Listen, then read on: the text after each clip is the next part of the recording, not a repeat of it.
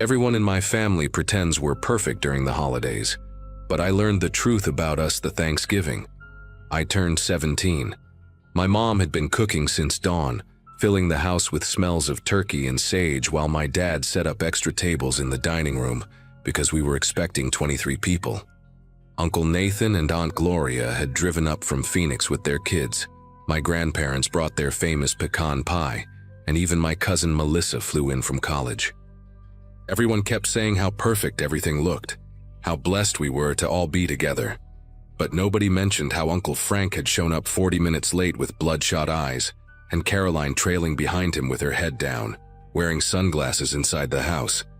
I noticed my mom exchange a quick glance with my dad when they walked in, but she just smiled harder and offered them drinks. I remember heading to the garage to grab more folding chairs because my mom needed them for the kids' table, and that's when I heard it.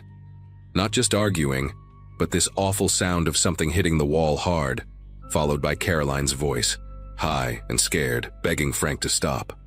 Through the gap between our SUV and my dad's truck, I could see them near the back corner where we kept the gardening tools.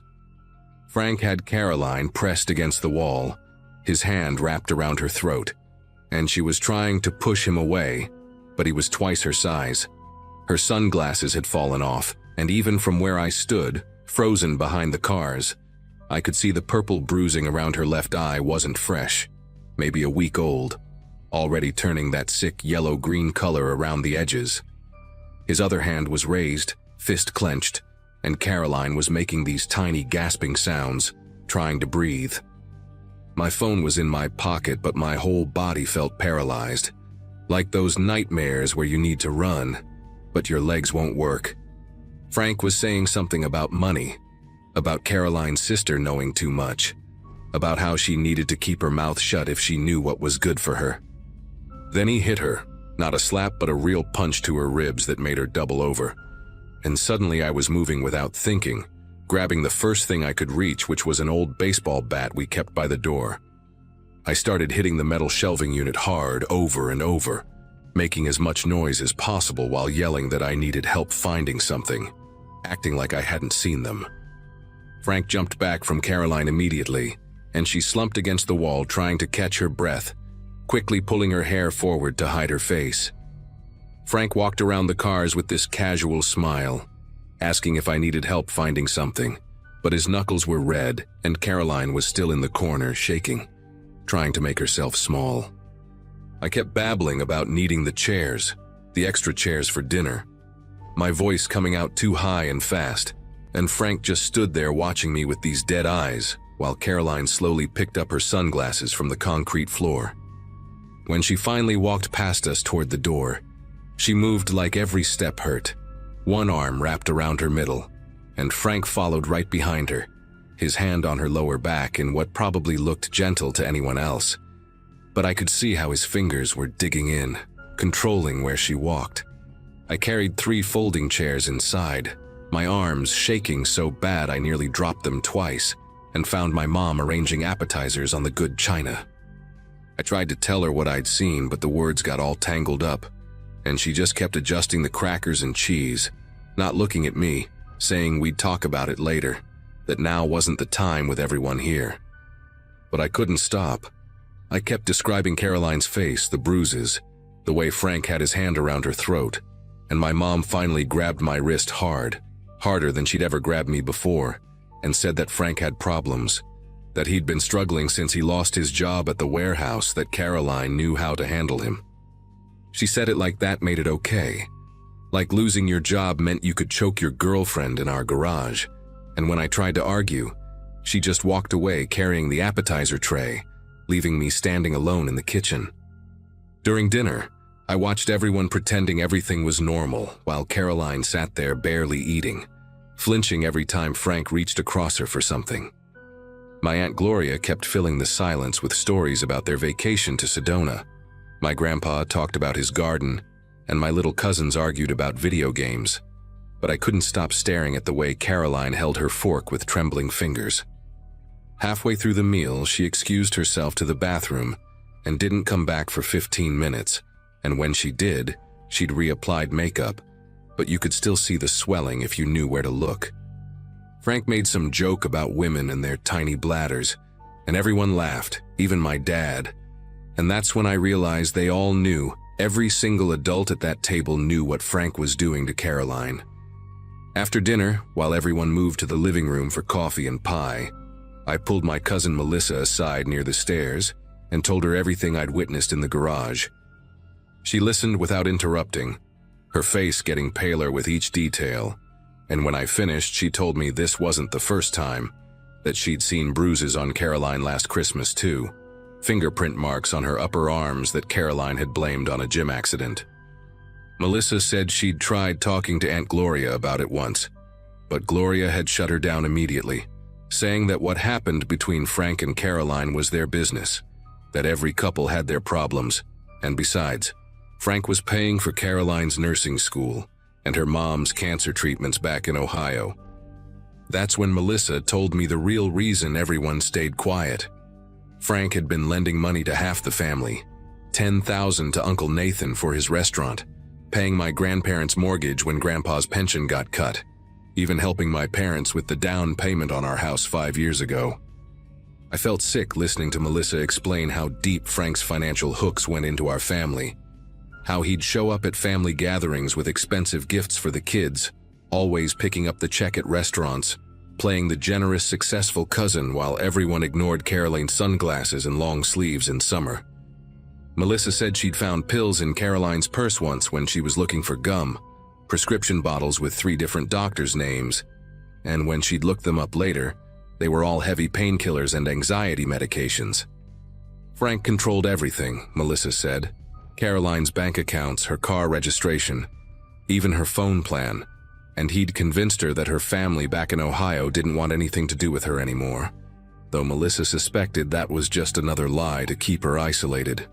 While everyone was distracted with dessert, I slipped outside and called 911 from the front porch, telling them about the assault I'd witnessed, giving them our address, describing Caroline's injuries in detail. The dispatcher kept asking questions, whether Caroline needed immediate medical attention, if Frank had any weapons, and I answered everything as clearly as I could, even though my voice kept breaking. Within 10 minutes, 2 police cars pulled up without sirens but with their lights on, and suddenly the perfect Thanksgiving facade shattered completely. Frank tried to play it cool when the officers came to the door, saying there must be some misunderstanding, but Caroline was still visibly injured, and when the female officer took her aside to talk privately, she finally broke down and told them everything, not just about that day but about months of abuse, showing them older bruises under her clothes, the finger marks around her neck. What happened next was chaos in slow motion. Frank getting arrested right there in our driveway, while the neighbors watched from their windows, my mom crying and saying I'd ruined everything, my dad yelling at me about family loyalty, Uncle Nathan panicking about his restaurant loan, and my grandma just sitting on the couch staring at nothing, realizing her mortgage payments had been coming from a monster. But the worst part was when the police found cocaine in Frank's car during the search, nearly half a pound hidden in a compartment under the spare tire, along with scales and plastic bags, which explained where all his money really came from and why he was so paranoid about Caroline's sister, knowing too much. And suddenly his generosity looked different, like he'd been using our family to launder drug money, and everyone who'd taken his cash was potentially implicated in something much bigger than just staying quiet about domestic violence. The investigation that followed tore our family apart in ways we're still dealing with 8 years later. Uncle Nathan had to sell his restaurant when the feds froze the accounts connected to Frank's money. My grandparents almost lost their house until my mom's brother from California stepped in, and my parents spent thousands on a lawyer to prove they didn't know the down payment money was dirty. Caroline testified against Frank in court, sitting up there brave as hell, with her real family from Ohio, who'd been searching for her for 2 years after Frank made her disappear, and it turned out he'd been intercepting their calls and letters all along. She told the jury about the beatings, the forced pills to keep her compliant, the threats against her family if she ever tried to leave, and Frank got 25 years not just for the drugs but for the domestic violence, kidnapping and fraud charges they piled on. My family doesn't do big holiday gatherings anymore. We split into smaller groups that carefully avoid each other. Some still angry at me for calling the police that night, others grateful but too ashamed to say it out loud. Caroline sent me a message last year with a photo from her wedding, to a man who treats her right, standing there in a white dress with her sister as maid of honor, finally free and healing. She thanked me for being brave when all the adults were cowards, for doing what nobody else would do, even though it cost me my relationship with half my family. Sometimes I drive past our old house, sold now to help pay the legal bills, and I remember that Thanksgiving when I was 17 and learned that keeping the peace sometimes means enabling monsters, that family loyalty shouldn't come at the price of someone's safety, and that doing the right thing can destroy everything you know, but still be worth it in the end.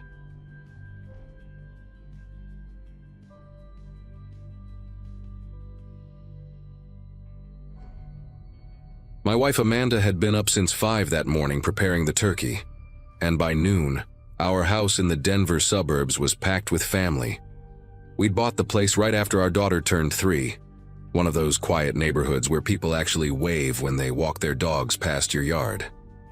Kevin, my younger brother, had driven in from Boulder with his kids, and they were already racing through the hallways with their cousins, while my mother-in-law arranged her famous green bean casserole on the kitchen counter. My dad kept sneaking pieces of cornbread when he thought nobody was watching, and Amanda's sister was mixing her 3rd mimosa while complaining about traffic on Interstate 25. It was exactly the kind of controlled chaos you expect on Thanksgiving, with the TV playing the parade in the background and conversations bouncing between football predictions and Black Friday plans.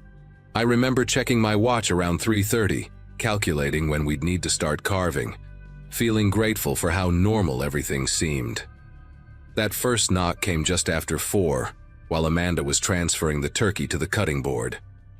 3 sharp raps, hard enough that our golden retriever Bailey immediately started going nuts, pawing at the door and whining.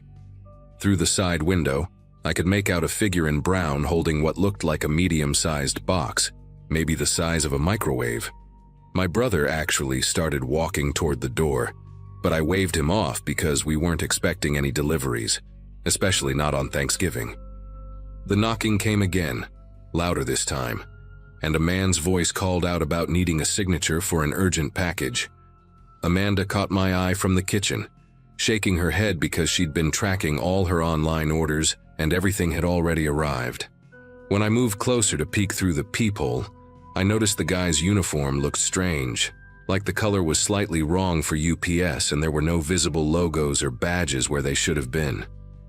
I called out through the door that we weren't expecting anything and he could leave it on the porch. His response made everyone in the living room go silent. He said he couldn't do that it required an adult signature, and then he added something that made 0 sense. He said he knew we were home because he could smell the turkey cooking.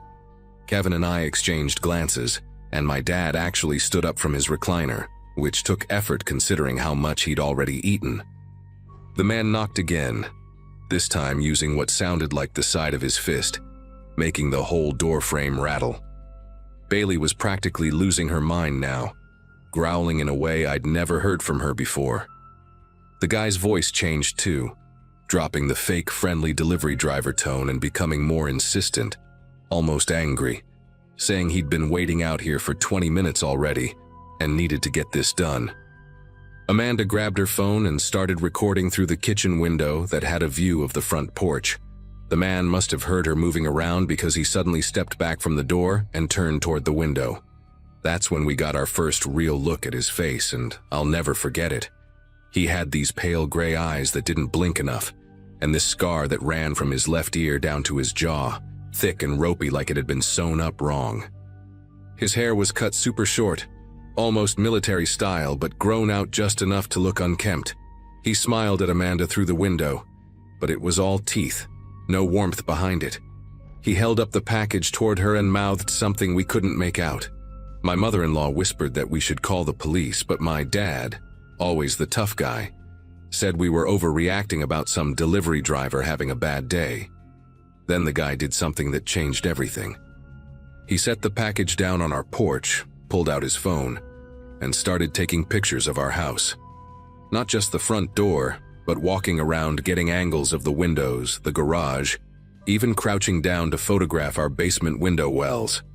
Kevin immediately dialed 911 while I ran upstairs to check on the kids, telling them to stay in the bedroom and keep playing their games. From the upstairs window, I watched him walk over to our cars in the driveway, taking photos of our license plates.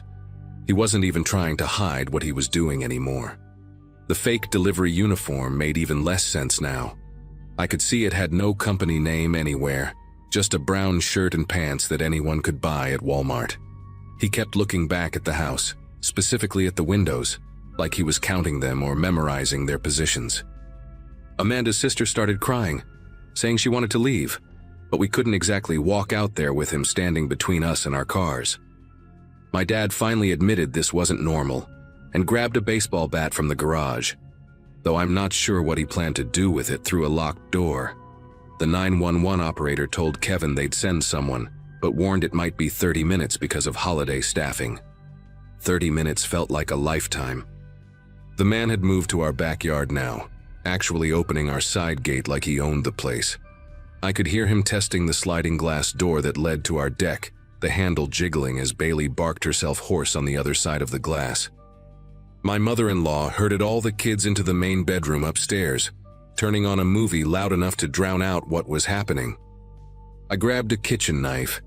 Kevin found a crowbar in the basement, and we positioned ourselves by the back door, watching this stranger try every possible entrance to our home.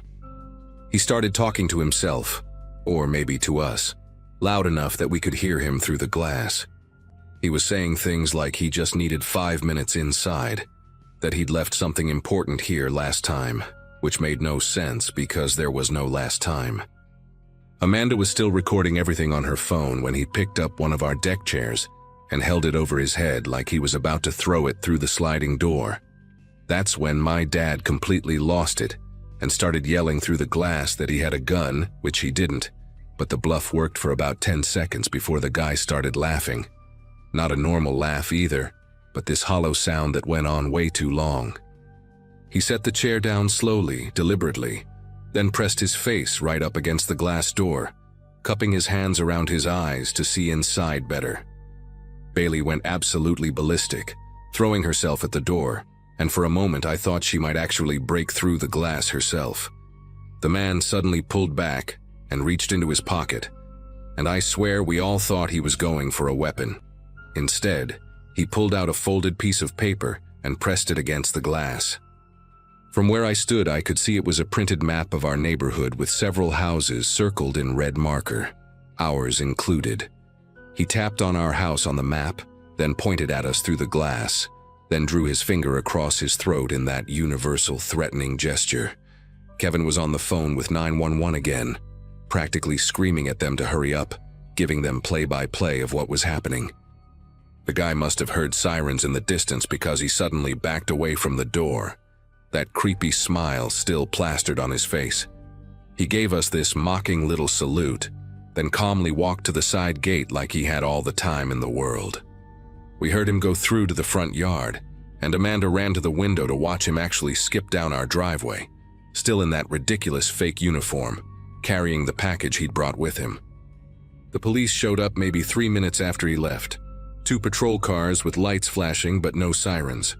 We practically dragged the officers inside, everyone talking at once, trying to explain what had just happened. Amanda showed them the video she'd recorded, and I watched one officer's face go from skeptical to concerned as he watched the man press his face against our back door. They took statements from all of us adults while the kids stayed upstairs, still watching their movie, thankfully oblivious to how close things had gotten to going really bad. One of the officers, a younger guy who looked like he'd just graduated from the academy, kept asking about the map the man had shown us, wanting to know exactly which houses were marked. His partner, an older woman with sergeant stripes, made a call on her radio using codes I didn't understand, but her tone made it clear this was serious. They searched our entire property with flashlights even though it wasn't fully dark yet, checking behind bushes in our shed, even up in the big oak tree in our backyard. The sergeant found something by our basement window that made her call for additional units. It was a small pile of cigarette butts, at least a dozen of them, all the same brand, like someone had been standing there for hours watching our house. She bagged them as evidence and asked if any of us smoked, which none of us did. That's when she told us something that made everyone go quiet. There had been 3 home invasions in Denver in the past month, all using the same method. A man in a delivery uniform showing up at family gatherings, holidays, or birthday parties when houses were full of people and potentially chaotic. The suspect had been released on parole just 6 weeks ago, after serving 5 years for aggravated assault and attempted kidnapping. The sergeant showed us a photo on her phone, asking if this was the man who'd been at our house. It was him, no question about it. Same scar, same dead eyes, same unsettling smile even in his mugshot. His name was Douglas Brennan, and he'd been staying at a halfway house about 10 miles from our neighborhood. She explained that he'd cut off his ankle monitor 2 days before Thanksgiving and disappeared. What really got me was when she mentioned that, in his previous crimes, he'd always studied his targets for days, sometimes weeks, learning their routines, figuring out when they'd be most vulnerable. Those cigarette butts by our basement window meant he'd probably been watching us long before Thanksgiving, maybe saw us bringing in groceries for the big meal, counting how many people would be there. The other marked houses on his map were all families in our area who'd posted about holiday plans on social media or had mentioned gatherings to neighbors who might have talked too freely. They caught Douglas Brennan 3 days later trying the same fake delivery routine at a house in Littleton, where a family was hosting a birthday party for their 10-year-old. This time someone had seen the police alerts and recognized him immediately, calling 911 before even answering the door. He tried to run but didn't make it 2 blocks before they got him. Amanda and I had to testify at his trial 6 months later, playing her video for the jury, describing every detail of that Thanksgiving afternoon. He got 25 years this time, no possibility of parole for at least 15. We ended up moving the following summer, not because we were scared exactly, but because none of us could look at that sliding glass door without remembering his face pressed against it. Our new house has a security system, cameras, and a German shepherd named Duke, who makes Bailey look friendly by comparison.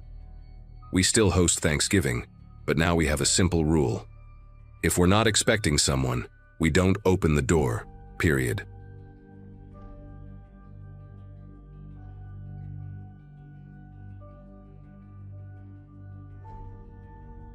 Grace was fiddling with the radio again, trying to find something other than static as we drove through eastern Washington that Wednesday before Thanksgiving.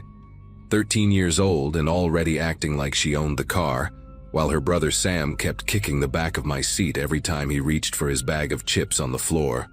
Laura sat next to me, scrolling through her phone for any rest stops ahead, occasionally reaching back to separate the kids when their bickering got too loud. We'd been driving for about 4 hours since leaving Portland, making our annual trek to visit my sister up in Montana, and everyone was getting that restless feeling you get on long drives when the scenery starts blending together into endless stretches of brown fields and distant mountains.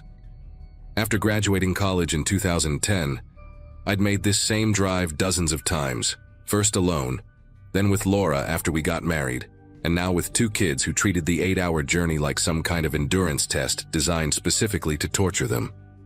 When the gas gauge hit a quarter tank, I started scanning for the next exit, finally spotting a faded Chevron sign rising above the sparse trees maybe a mile ahead. It was one of those isolated stations that seemed to exist solely for travelers, sitting at the edge of a town so small it probably didn't even have its own post office, just a cluster of weathered buildings and a single main road that the interstate had long since bypassed. Laura unbuckled as we pulled up to the pump, saying she'd take the kids inside for a bathroom break and to stock up on drinks, and I watched them pile out of the car, Sam racing ahead, while Grace walked with that exaggerated slowness teenagers perfect when they want everyone to know they're above such childish enthusiasm. Through the grimy glass doors, I could see them dispersing through the narrow aisles, Laura heading straight for the restrooms in back, while the kids gravitated toward the candy and chips, And that's when this man in a dark green jacket caught my attention. Not because he was doing anything particularly strange, just standing there by the energy drinks, but something about how he shifted his position when my family walked past made me keep watching. He was maybe 40-something, with one of those scraggly beards that looked more like neglect than style, wearing work boots that had seen better days and jeans with actual dirt on them, not the fashionable kind. What bothered me wasn't his appearance, though. It was how he kept pretending to read the labels on energy drink cans, while clearly tracking my family's movement through the store. Every time Sam moved to a different shelf, the guy would grab another can, angling his body to keep them in view. And when Grace wandered toward the ice cream freezer, he suddenly needed something from that exact direction. I finished pumping gas and headed inside, partly because I wanted a coffee for the road, but mostly because something about this guy's behavior was setting off every protective instinct I had. The little bell above the door chimed as I walked in, and he immediately turned his back to me, suddenly very interested in a rack of beef jerky near the register. Inside, the fluorescent lights buzzed with that particular frequency that gives you a headache if you stay too long, and the whole place smelled like old coffee and those rotating hot dogs that nobody ever actually buys. Sam had his arms full of candy bars and was negotiating with Laura about how many he could actually get, while Grace stood near the beverages doing that thing where she pretended not to care what anyone thought while secretly checking her reflection in the glass door. The man in the green jacket had moved again, now examining the motor oil display even though he hadn't come in with car keys, and there were no other vehicles at the pumps besides ours. When Laura called the kids to head to the register, he abandoned the motor oil and drifted toward the coffee station where I was filling up a cup, close enough that I could smell the cigarette smoke clinging to his jacket and see the yellow tinge under his fingernails. I positioned myself between him and my family as we checked out, watching him in the convex security mirror mounted above the register while the teenage cashier slowly scanned each item like it was his first day on the job. The man grabbed a single pack of gum and got in line behind us, even though there was another register open, standing close enough that Sam actually stepped forward and pressed against Laura's leg. Kids have that instinct about people sometimes, that animal sense that tells them when something's wrong, and Sam kept glancing back at the guy while clutching his bag of candy like someone might snatch it away. We paid and headed for the door, and I made sure to hold it open extra long, forcing the man to either squeeze past us or wait, and he chose to wait, hanging back by the coffee station and pretending to need more sugar packets until we were outside. Back at the car, I helped buckle Sam in while Laura got Grace situated, and I kept glancing at the store windows, catching glimpses of green jacket moving around inside, never actually leaving even though he'd been in line to pay. Laura asked if everything was all right. She had that look she gets when she knows I'm worried but doesn't want to alarm the kids. And I told her yeah, just wanted to get back on the road before it got too dark. We pulled out of the station and merged back onto the interstate, and I felt myself relax a little as we picked up speed, telling myself I was being paranoid, that the guy was just some local weirdo who didn't see many travelers come through. About 20 minutes later, Sam said he had to pee already, which was typical Sam. But when I glanced in the rear view to tell him he'd have to wait, I saw it. A beat-up white pickup truck about 3 cars behind us, and even from that distance, I could make out the shape of a dark jacket behind the wheel. At first I tried to rationalize it. White pickups are everywhere in this part of the country, practically the official vehicle of rural Washington, but I started doing little tests, speeding up to 75, then dropping down to 60, changing lanes unnecessarily. The truck stayed with us, always maintaining that same 3-car buffer like whoever was driving had done this before, knew exactly how to tail someone without being too obvious about it. Laura noticed me checking the mirrors more than usual, and asked what was wrong, her voice low enough that the kids wouldn't hear over Grace's music, and I told her about the guy from the gas station, watched her face go from confused to concerned as she turned around to look. The truck had fallen back a little, maybe 4 cars now, but it was definitely still there, and when I took the next exit just to see what would happen, Making a last-second swerve across the solid white line, the pickup followed, nearly clipping a Honda to make the same exit. The exit led to nothing, just a frontage road that ran parallel to the interstate for a few miles, before dead-ending at some abandoned grain silos. No town, no services, no reason for anyone to get off there unless they were following someone.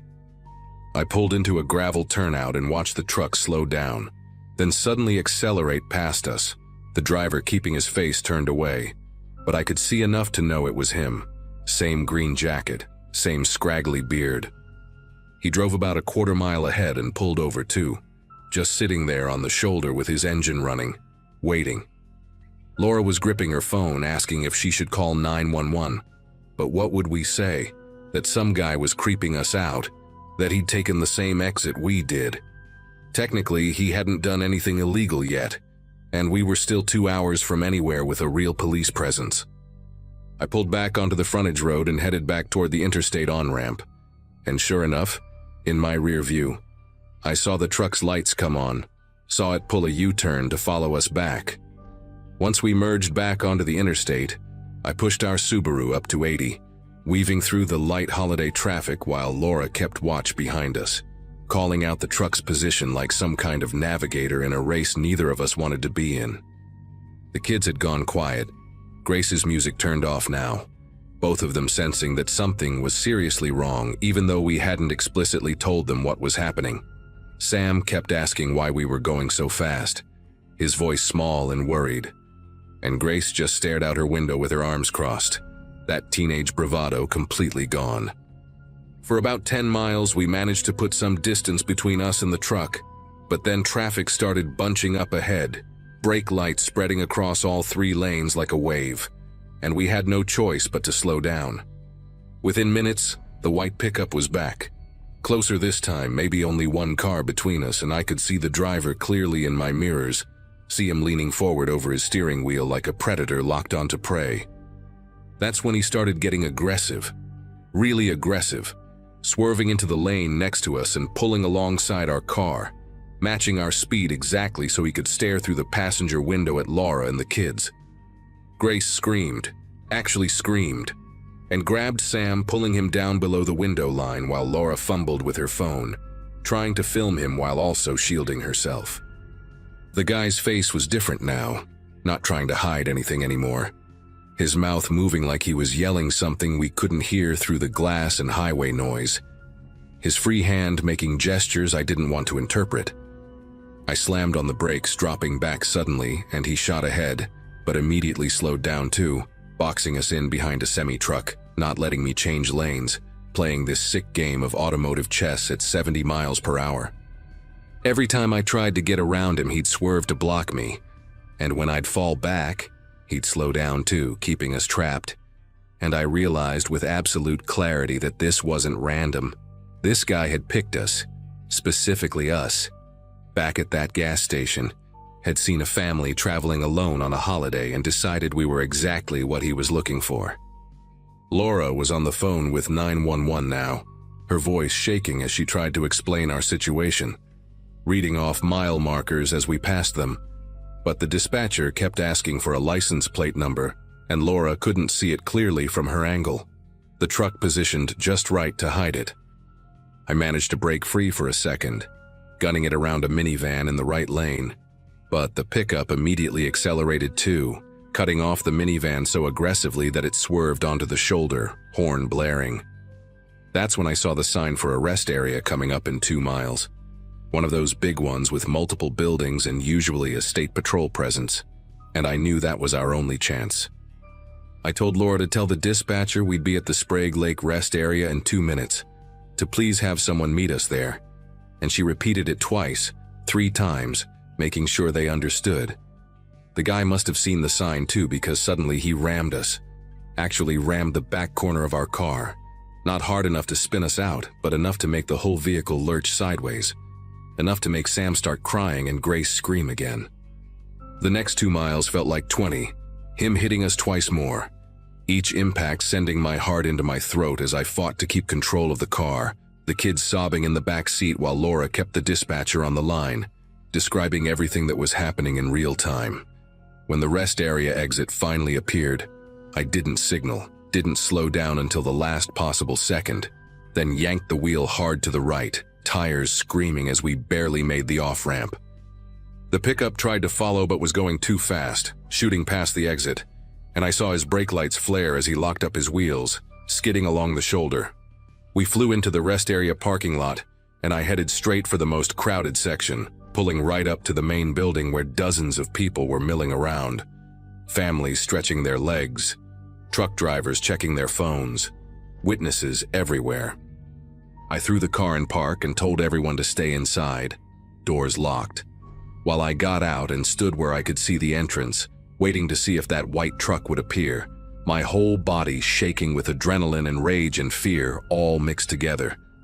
5 minutes passed, then 10, and no white pickup, but 2 state patrol cars came screaming into the rest area, lights flashing, pulling up on either side of our car like they were creating a protective barrier. One of the troopers, a woman with short gray hair and the kind of calm demeanor that made you feel instantly safer, took Laura's statement while her partner, a younger guy built like a linebacker, walked around our Subaru taking pictures of the damage, 3 distinct dents in the rear bumper and quarter panel where he'd hit us. They told us they'd already put out a bolo for the white pickup, had units watching the interstate in both directions, and about 20 minutes later the female trooper got a call on her radio, listened for a moment, then told us they'd got him. Pulled him over about 15 miles up the road, found meth in his truck along with zip ties, a knife and a notebook with license plates and descriptions of different vehicles, all family cars, all with out-of-state plates, pages and pages of them dating back months. The trooper said we'd need to file a full report, maybe testify if it went to trial, but that we were safe now, that this guy wouldn't be following anyone else for a very long time. Turns out he'd been involved in 3 attempted carjackings just that week, all targeting families traveling for the holiday, using the same pattern: follow them from gas stations, intimidate them on the highway, try to force them off the road in isolated spots. We were lucky we'd made it to the rest area, lucky the dispatcher had taken Laura seriously, lucky in ways that still make me sick to think about when I imagine what could have happened if we'd broken down, or if he'd succeeded in forcing us off the road somewhere remote. We spent another hour at the rest area, giving statements, calming the kids down, calling my sister to explain why we'd be late, then finally got back on the road with a state patrol escort for the first 50 miles, the trooper following us until we crossed into Idaho. The rest of the drive to Montana was quiet, nobody wanting music, nobody asking for snacks, just 4 people processing what had happened, grateful to be together, grateful to be safe, grateful that sometimes the monsters who pick you don't get to keep you.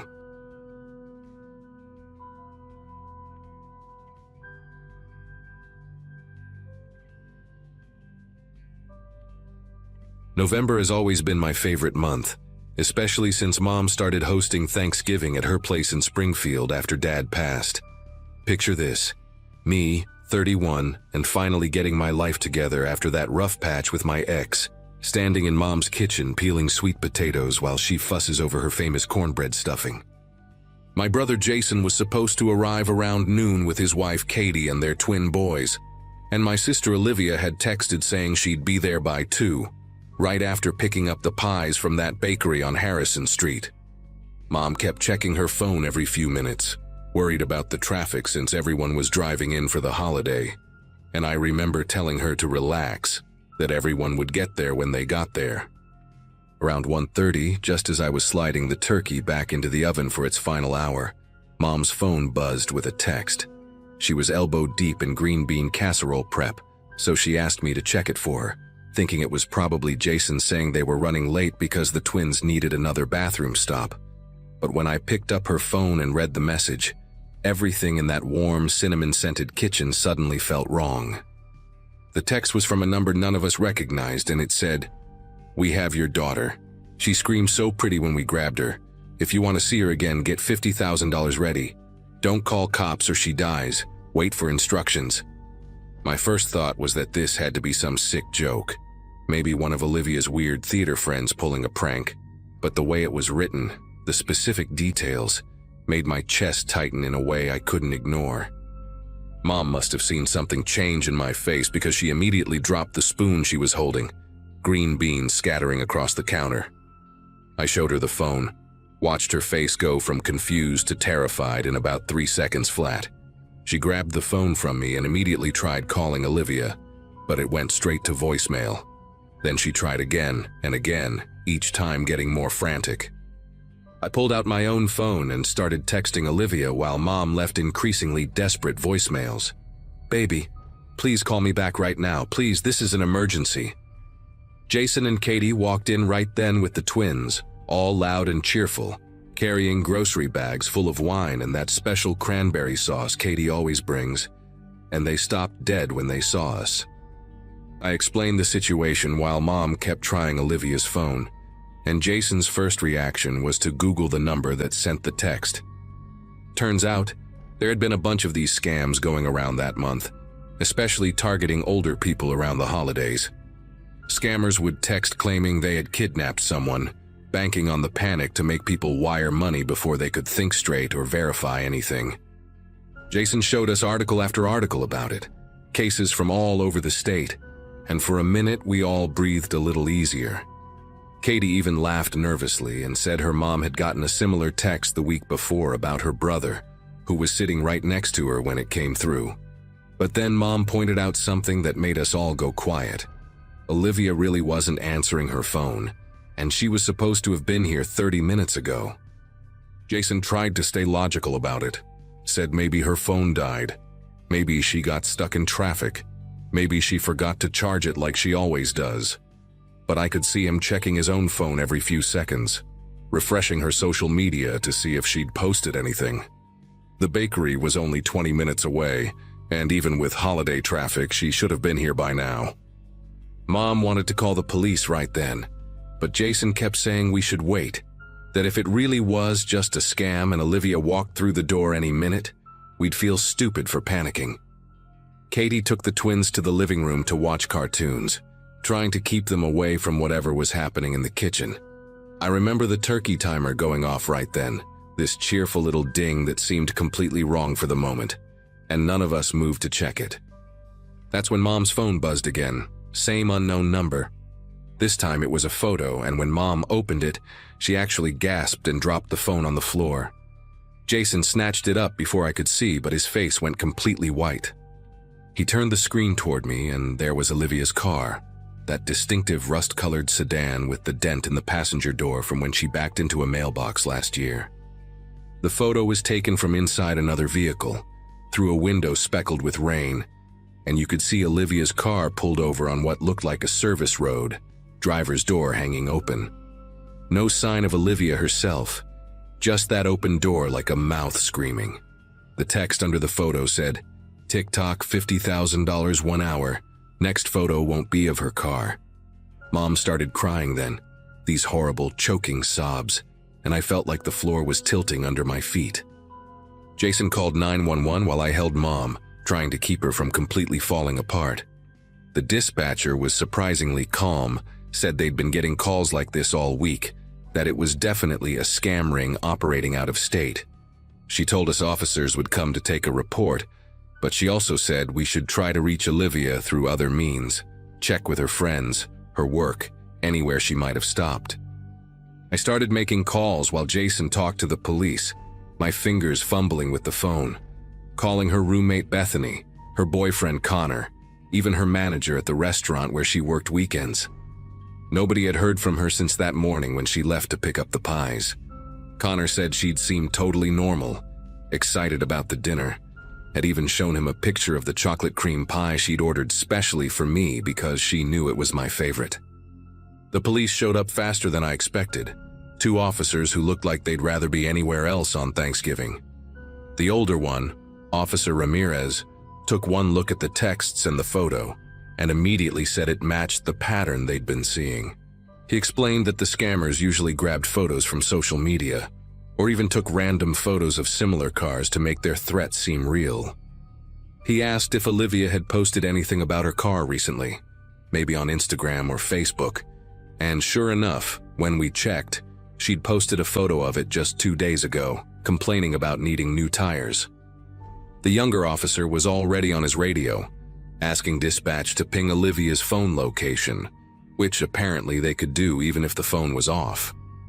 Mom kept insisting this was different, that the timing was too perfect, that whoever sent the photo knew exactly what Olivia's car looked like, knew she'd be driving today. Then the younger cop's radio crackled to life, and what we heard made everyone in that kitchen go still. They'd found a ping from Olivia's phone. Last active location was near the intersection of Route 44 and Millbrook Road, which was exactly on her route from the bakery. But here's what made my knees go weak. The phone had been stationary there for the past 45 minutes. Officer Ramirez tried to play it cool, said maybe she'd stopped for gas or had car trouble, but I could see him exchange a look with his partner. He asked Jason to drive out there with him while the younger officer stayed with us. Jason grabbed his keys so fast he knocked over Katie's purse, and I watched them leave, the turkey still in the oven, now definitely overcooked, the smell of burning starting to fill the kitchen. 20 minutes passed like hours. Mom sat at the kitchen table, gripping her phone, staring at it like she could will it to ring with Olivia's name on the screen. Katie had given up pretending everything was fine, and brought the twins into the kitchen, where they sat quietly, somehow sensing this wasn't the time for their usual chaos. The younger officer, barely older than Olivia herself, kept trying to reassure us, sharing statistics about how these scams worked, how the scammers were probably in another country, how they'd picked Olivia's information randomly. But then Mom's phone lit up with another text, and this time it was different. It was a voice message, and when Mom played it on speaker, we heard Olivia's voice, but strange, slurred like she was drugged or had been crying. "Mom, please, just give them what they want. They know about the bakery. They were waiting. They know our whole schedule. Please, I'm so scared." The message cut off with what sounded like a car door slamming. The young officer immediately got on his radio, his casual demeanor completely gone now, calling for backup at the Route 44 location. Mom was already pulling up her banking app, ready to transfer whatever money she had. But the officer stopped her, said we needed to wait for Officer Ramirez to report back first. That's when my phone rang, Jason's name on the screen, and when I answered, his voice was shaking in a way I'd never heard before. They'd found Olivia's car exactly where the phone had pinged, abandoned on a pull-off near the woods. Her purse was still on the passenger seat, the bakery box with our pies sitting in the back, one of them smashed like there'd been a struggle. But the worst part, the part that made me grab the counter to keep from falling, was what they found on the driver's seat. A printed photo of our whole family from last Thanksgiving, the one Mom had posted on Facebook, with Olivia's face circled in red marker. Jason said they were treating it as a real kidnapping now, that state police were on the way, that they were going to trace the calls and do everything possible. The younger officer was already helping Mom set up the money transfer, saying they'd track it, use it to find whoever had Olivia. But something kept nagging at me, this detail I couldn't quite place. Then it hit me. In the voice message, Olivia had said, "They know our whole schedule, but I'd never told anyone except family what time she was picking up the pies." I mentioned this to the officer, and his face changed.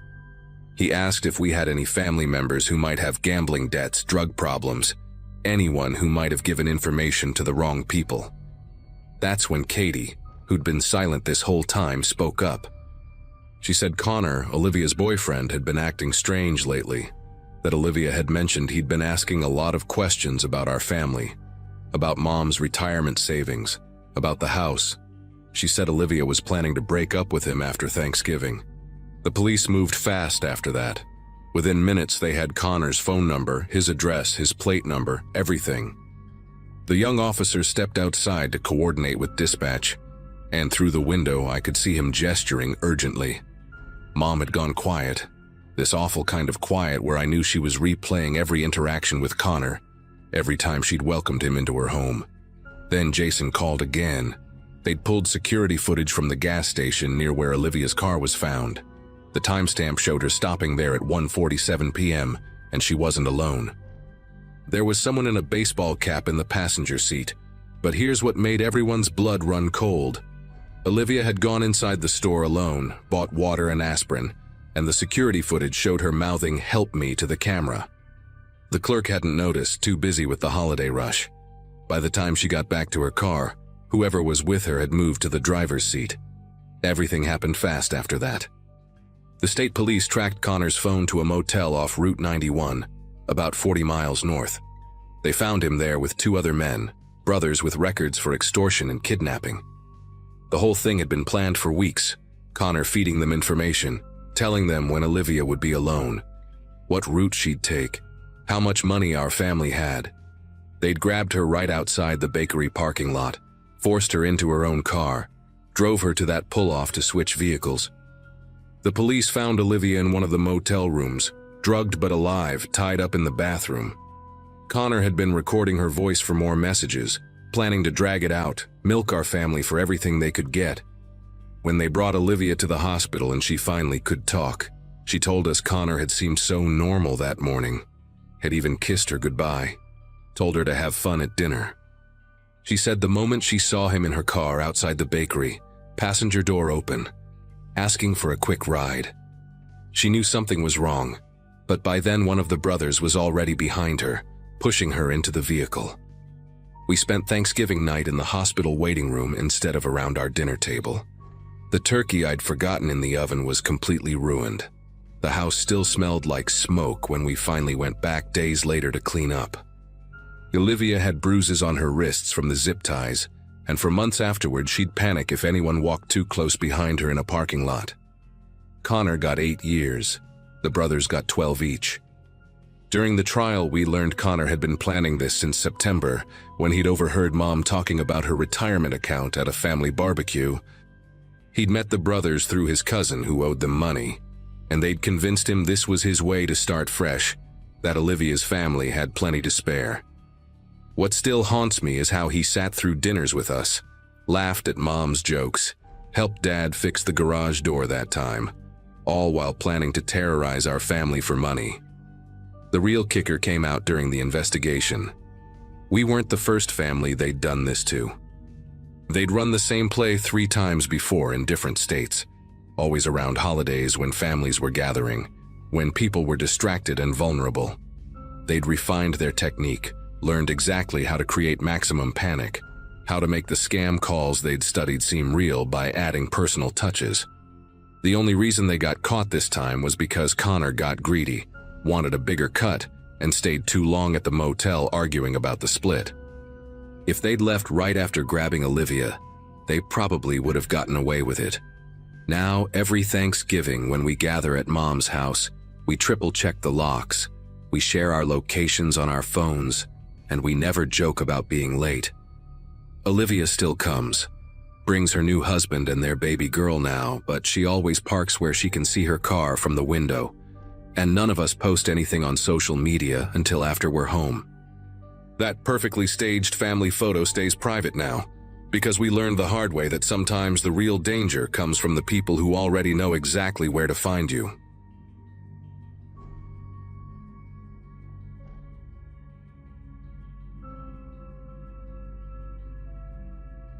Hosting Thanksgiving dinner wasn't something I ever planned on doing. My sister usually handled the whole family gathering thing at her place in Connecticut, but she just had her second kid in September and basically begged me to take over this year. So there I was, 26, and suddenly responsible for feeding 14 people in a house I'd only been renting for 8 months. The place was perfect for it, though. This old 2-story colonial in Burlington, Vermont, with a massive dining room and a kitchen that actually had counter space. I'd spent the entire week before scrubbing floors and arguing with my landlord about whether the oven was supposed to make that grinding noise when it preheated. My boyfriend Troy helped me move furniture around and set up the folding tables we'd borrowed from his parents. We made it work. The house looked warm and lived in for the first time since I'd moved up here for the teaching job at the middle school. Wednesday night before Thanksgiving, I was in the backyard trying to figure out if I had enough propane in the tank for the portable heater we wanted to use on the back porch. It was cold as hell, maybe 20 degrees, and there was this crusty layer of snow from a storm the previous weekend that hadn't fully melted. The sun was already going down around 4:30 because Vermont in November is basically nighttime all day long. I was crouched down by the heater, trying to read the gauge in the dim light from the porch, when I noticed these prints in the snow leading from the back fence line straight up to the basement windows. They weren't animal tracks. They were boot prints, pretty large ones, and they came right up to the two small windows that looked into our unfinished basement. The prints stopped there, directly in front of the glass, like someone had stood there for a while. Then they continued along the foundation of the house toward the side yard where our trash bins were kept. My first thought was that maybe it was Troy, that he'd come around back to check something while I was inside earlier.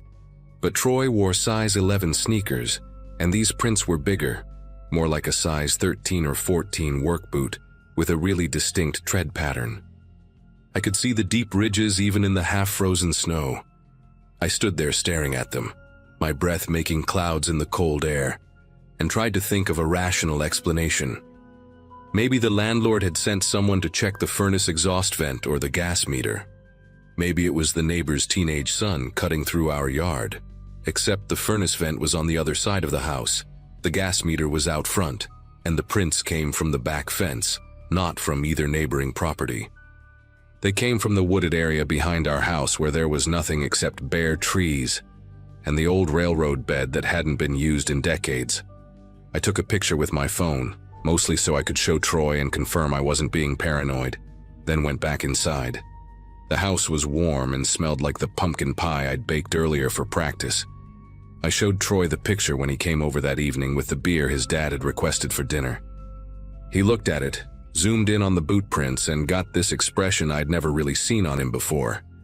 Troy was usually pretty easygoing, the kind of guy who laughed off most things, but he wasn't laughing now. He asked if I'd checked the basement windows from inside, and I told him I hadn't because, honestly, it hadn't occurred to me. Our basement was just concrete and spider webs in the water heater. I never went down there unless I absolutely had to. We went down together, Troy first, flipping on the light at the top of the wooden stairs. The basement was freezing, way colder than it should have been. The two windows that faced the backyard were small, maybe 2 feet by 3 feet each, set high up near the ceiling.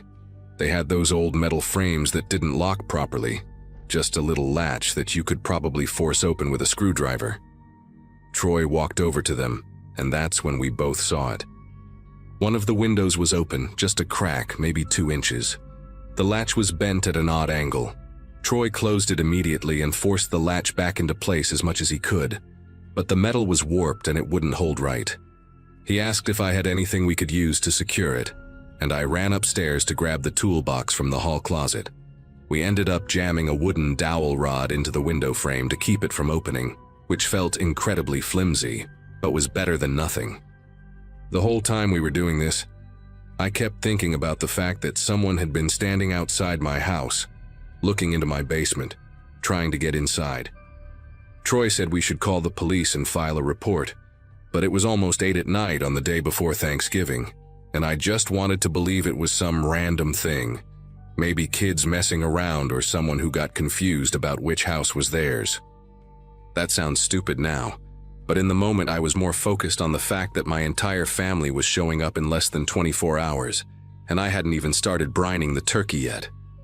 Troy made me promise to at least mention it to the landlord, which I agreed to, and then we went back upstairs and tried to pretend everything was normal. Thanksgiving Day was chaos from the moment I woke up.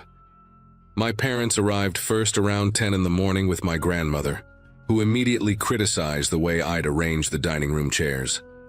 Then my sister showed up with her husband and their 2 kids, the baby screaming the second they walked through the door. Troy's parents came around noon with enough side dishes to feed 20 people, and my aunt and uncle rolled in an hour later with my 3 cousins, who were all under 12 and immediately started tearing through the house like wild animals. By 2 in the afternoon, the kitchen was a disaster of mixing bowls and turkey drippings, and someone had already spilled red wine on the hallway rug. I barely had time to think about the basement window. The house was loud and bright and full of people, exactly what Thanksgiving is supposed to be. We ate around 4, and it actually turned out pretty well despite my anxiety about the whole thing. The turkey wasn't dry, the mashed potatoes were creamy, and even my grandmother said the stuffing was decent, which from her was basically a standing ovation.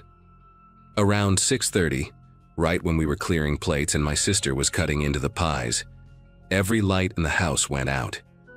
Just dropped us straight into darkness. The kids started screaming immediately, and my grandmother made this startled noise that would have been funny under different circumstances. My dad said it was probably a breaker and headed toward the basement with his phone flashlight, but I stopped him. I told him I'd go check it because I knew where the panel was, which was technically true, but really I just didn't want him going down there after what Troy and I had found. Troy came with me and we took the stairs slowly, our phone lights bouncing off the concrete walls. The breaker panel was on the far wall, and when we got to it, every single switch was still in the on position. Nothing had tripped. Troy flipped the main breaker off and then back on anyway, just to see, but nothing happened. The house stayed dark. That's when I noticed the smell. It wasn't the usual basement mustiness. It was cold air, fresh and sharp, like when you open a door in winter. We both turned at the same time toward those basement windows. The dowel rod we'd jammed into the frame was on the floor, just lying there on the concrete. The window was wide open, pushed up as far as it would go, and freezing air was pouring in.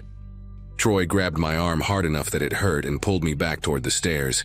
He didn't say anything, didn't need to.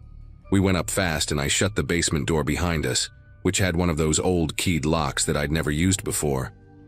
My hands were shaking so bad I could barely get the key in, but I managed it and locked the door.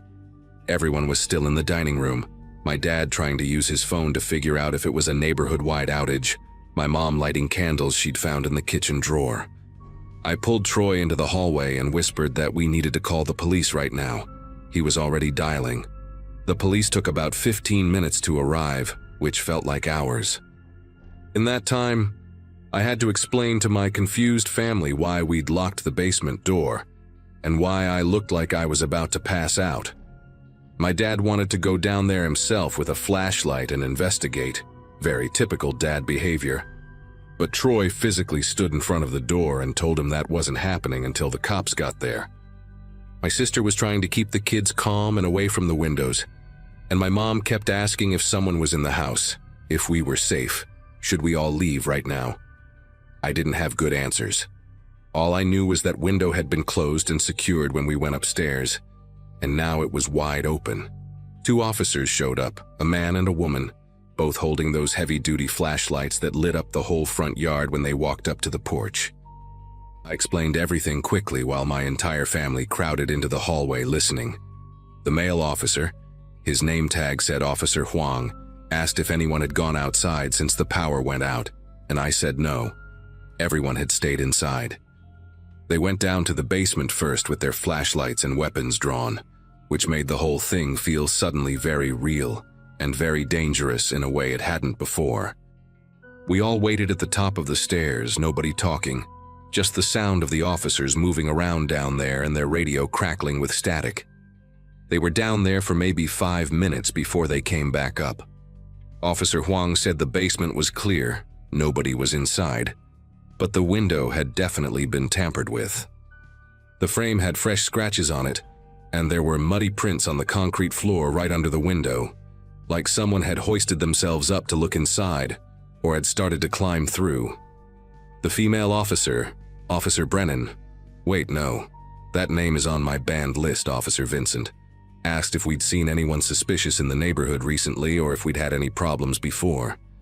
I told her about the footprints I'd found Wednesday night and showed her the picture on my phone.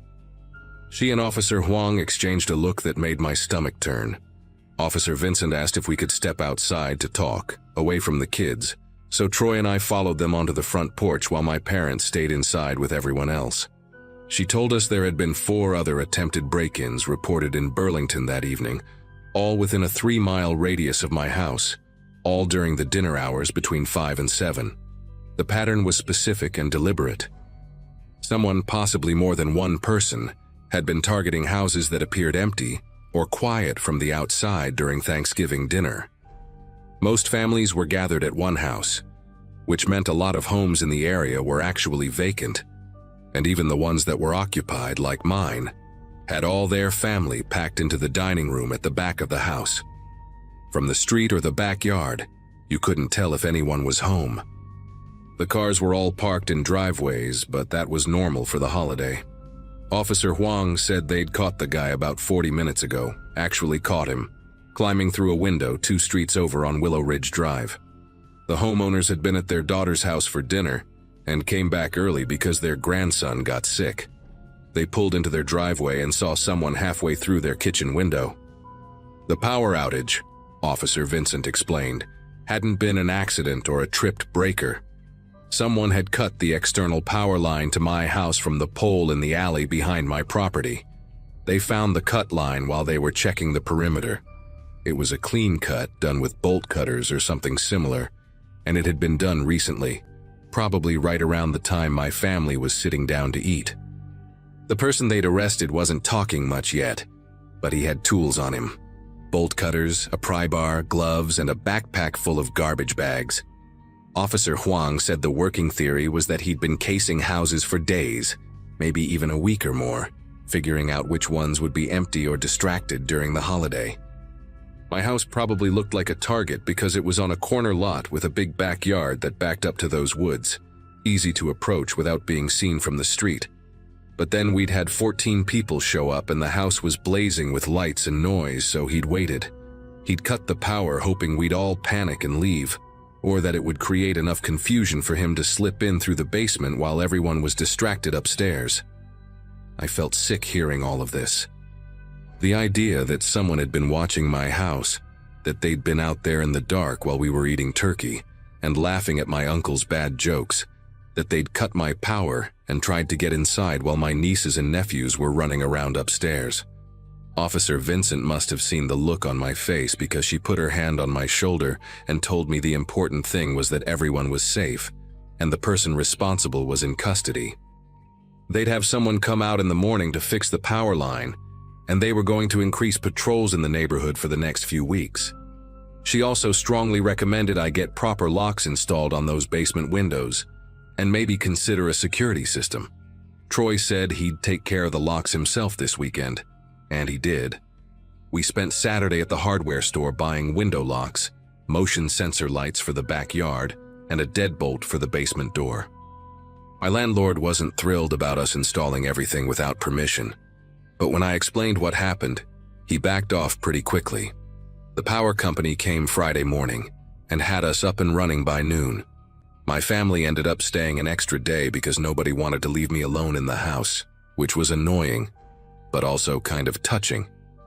My sister kept checking all the locks every hour, and my dad insisted on walking the entire perimeter of the property with Troy before they finally left on Saturday afternoon. The whole thing changed how I felt about the house. Honestly, I'd loved how quiet and private it was when I first moved in, how it was tucked away on that corner lot with the woods behind it. Now those same things made me anxious. I started keeping lights on at night, even in rooms I wasn't using, and I never opened the curtains anymore on the first floor. Troy ended up staying over most nights for the next month until his lease was up, and he just officially moved in with me in January. We got a dog too, a German Shepherd mix from the shelter named Rusty, who barks at absolutely everything, which used to annoy me, but now I find it reassuring. The guy they arrested, I found out later through a local news article, had a history of burglaries going back years in 3 different states. He'd always targeted holidays, times when he knew people would be distracted or away from home. He pleaded guilty eventually and got sentenced to 8 years. I never saw his face except in the mugshot that ran in the paper, and I'm glad for that. I don't want to be able to recognize him if I ever pass him on the street. What sticks with me most isn't even the scary part, the open window or the cut power line. It's how normal everything felt right up until it wasn't. How I was worried about whether the turkey would be dry, and whether my grandmother would criticize my decorating, and the whole time someone was outside in the dark, watching and waiting. That's the part that still gets to me.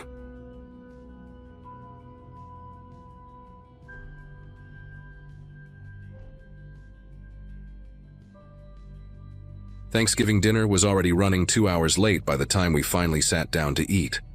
My mom's ancient oven had decided to quit halfway through cooking the turkey, and we'd spent most of the afternoon in full panic mode, trying to finish everything on the stovetop and in her little countertop convection thing that she'd bought off some infomercial. But nobody really cared about the delay. My brother Colin had flown in from Texas with his wife Jenna and their twin boys, and my sister Vanessa drove up from Maryland with her husband Brett. I'd brought my girlfriend Amy, who was meeting most of my family for the first time and handling the chaos better than I'd expected. We were all crammed into Mom's house in rural Pennsylvania, the same place where we'd grown up, surrounded by woods and sitting on about 3 acres of land with the nearest neighbor a quarter-mile away. Dad built the place back in the 80s, and after he passed in 2015, Mom refused to move despite how isolated it was. She loved the quiet, loved the privacy, but I'd always worried about her being out here alone. By the time we actually started eating, it was past 8 o'clock and pitch black outside. The twins were practically falling asleep in their mashed potatoes, and the rest of us were making up for lost time, passing dishes and piling our plates high with everything Mom had managed to salvage. Colin and Brett were arguing about football. Vanessa was telling some story about her nightmare commute up from Maryland, and Amy kept catching my eye from across the table with this amused smile, like she couldn't believe this was my family. The windows reflected our faces back at us, dark mirrors against the November night, and I could hear the wind picking up outside, rattling the old wooden siding. Someone made a joke about how we'd all need to be rolled out to our cars, and Mom was laughing, her face flushed from the wine and the heat of the kitchen. Everything felt right, you know, like we'd finally got the whole family back together after years of everyone being scattered. Then I noticed the kitchen trash can overflowing in the corner, stuffed with turkey packaging and potato peels and wadded paper towels, and I pushed back from the table to take it out before Mom could protest that I was a guest. The cold hit me the second I stepped outside.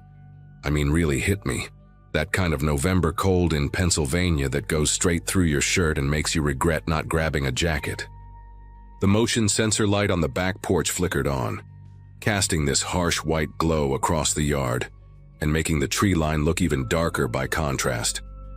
I hauled the trash bag toward the bins we kept on the side of the house, my breath coming out in clouds, and that's when I saw them. Footprints in the thin layer of snow that had fallen that afternoon, the kind of dusting that barely covers the grass but shows every mark. They came from the woods, crossed the yard in a deliberate line, and curved around toward the back of the house. Big prints, way bigger than mine, with a tread pattern I didn't recognize. Work boots, maybe, or hiking boots. Fresh too, because the edges were still sharp and clean, not melted or filled in. I stood there holding the trash bag, staring at those prints, and my brain tried to come up with some reasonable explanation. Maybe a neighbor cutting through the property, maybe someone lost in the woods. But we didn't have the kind of neighbors who just wandered onto the property, and nobody in their right mind would be hiking through the woods in the dark on Thanksgiving night. I followed the prints with my eyes, tracing their path around the side of the house. They went right past the dining room windows where we'd all been sitting, close enough that whoever made them could have looked inside and seen everything. Seen all of us. Counted how many people were there. I dropped the trash bag next to the bins and walked along the house, following the tracks. My heart was starting to pound now, that sick feeling creeping into my chest, because the prints didn't stop at the side of the house. They kept going all the way to the back door. The door we used to go in and out of the kitchen, the one Mom had mentioned forgetting to lock lately. Reached the back steps and saw where the prints stopped, right at the bottom step, like someone had stood there. Just stood there and looked at the door. Or maybe tried the handle. I turned and looked back at the tracks leading away, and that's when I realized they only went one direction. Into the yard, around the house, up to the back door. But there were no prints leading away. None. Whoever made those tracks was still here. I practically ran back inside, letting the door slam behind me harder than I meant to. Everyone looked up from their plates, and I must have had some expression on my face because Amy immediately asked if I was okay. I tried to keep my voice steady, tried not to sound like I was losing it, But I told them about the footprints, about how they came from the woods, circled the house, stopped at the back door, and didn't leave. Colin put his fork down and got up without saying anything, heading for the back door with Brett right behind him. Jenna pulled the twins closer to her, and I saw Mom's face go pale. Vanessa asked if I was sure, if maybe the wind had covered up the return tracks, and I wanted to believe that, except I knew what I'd seen. Those prints were fresh, the edges crisp, and there was nowhere for return tracks to hide. Colin came back in after maybe 2 minutes, and his jaw was tight in that way it used to get when we were kids, and he was trying not to scare me. He confirmed everything. Prints all around the house, stopping at the back door, nothing leading away. Brett checked the front door and all the ground floor windows while Colin was outside, making sure everything was locked. We all stood there in the kitchen for a moment, nobody quite knowing what to do, and then Colin said we should call the police. Mom was already reaching for her phone when we heard it. A soft sound, barely audible under the noise we were all making, but distinct. A creak. The old hardwood floors in the hallway that connects the kitchen to the bedrooms, the ones that groan no matter how carefully you walk on them. We all went completely silent, and I mean the kind of silence where you can hear your own pulse in your ears. Another creak, slow and deliberate, like someone taking a single careful step. Then another. Amy grabbed my arm hard enough to hurt, and I saw Jenna cover one of the twins' mouths before he could say anything. The footsteps were coming from the hallway, moving toward the kitchen, and I realized with this sick certainty that someone had been in the house the whole time. While we were eating, while we were laughing and passing dishes and completely distracted, someone had walked through that back door and made their way down the hall. They'd been listening to us, waiting. Colin moved first, grabbing a knife from the block on the counter, and Brett picked up the heavy cast iron skillet Mom had used for the green beans. I grabbed my phone and started dialing 911, my fingers shaking so bad I almost dropped it. The dispatcher answered, and I whispered that someone was in the house, gave her the address, told her to send police immediately. She kept asking questions, asking if we were safe, if we could get out. But I couldn't focus on her words because those footsteps in the hallway had stopped. Just stopped completely, like whoever was there had realized we'd heard them. The silence was somehow worse than the creaking. We all stared at the doorway leading to the hall, and I could see it from where I stood, that dark rectangle opening into the unlit corridor. The dispatcher was still talking in my ear, telling me to stay on the line, telling me units were on the way, but the nearest police station was 20 minutes out, and we all knew it. 20 minutes might as well have been 20 hours.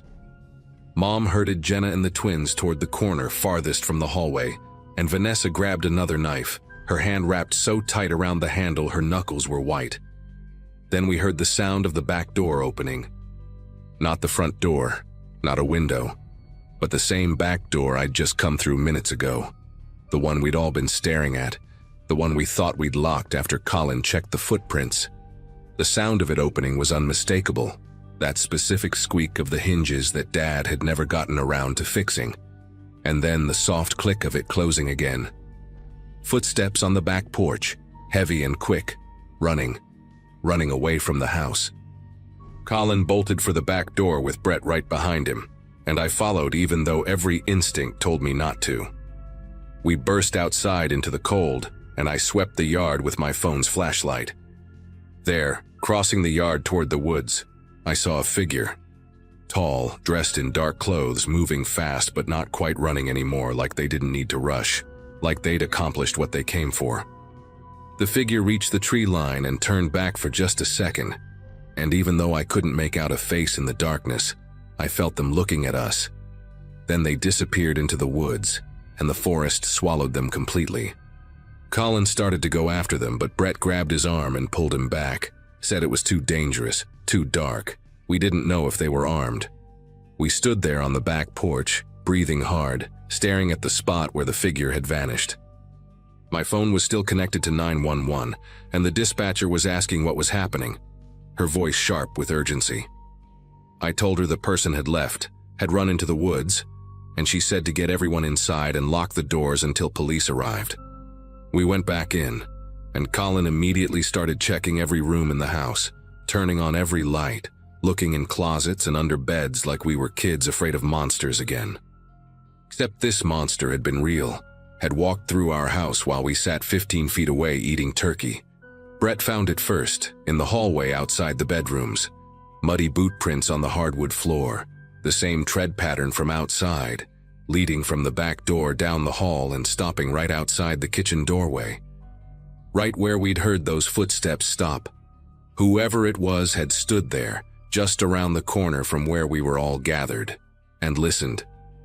Maybe watched. The prints then led back down the hall to the back door, tracking mud the whole way.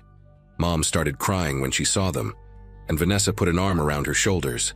The police finally arrived, 2 squad cars with lights blazing, and we all poured outside to meet them like they were the cavalry.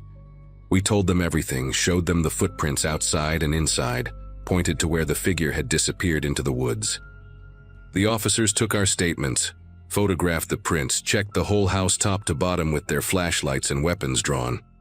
One of them, an older cop with gray in his beard, told us this wasn't the first incident like this in the area. There'd been 3 other break-ins over the past month, all rural properties, all during times when families were gathered for dinner or events.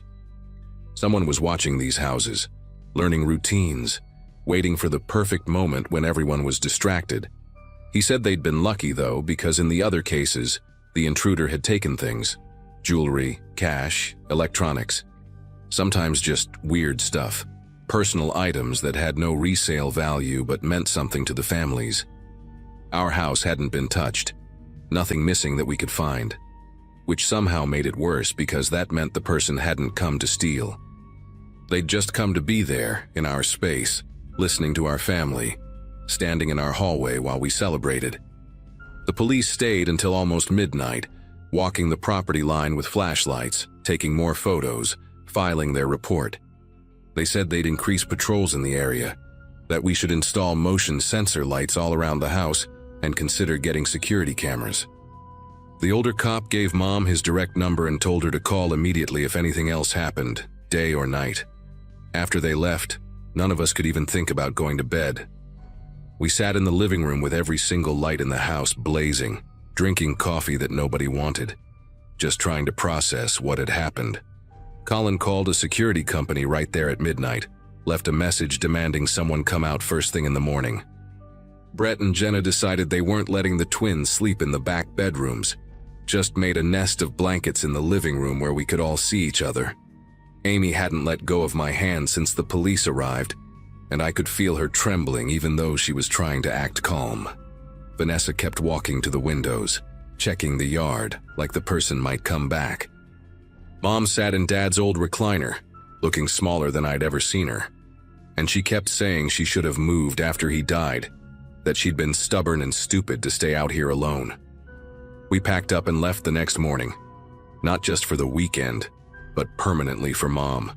Colin and I spent Friday loading her essential stuff into a rental truck while Brett stayed inside with everyone else. Nobody willing to be alone for even a minute. Mom's moving in with Vanessa in Maryland until we can find her a place closer to one of us, somewhere with neighbors you can actually see and streetlights and people around. The security company came out that morning like Colin demanded, installed cameras and new locks, but it didn't matter because Mom refused to spend another night there. I don't blame her. None of us do. The house sold 3 months later, way below asking price once word got around about what happened, and the new owners are a young couple who don't seem bothered by the history.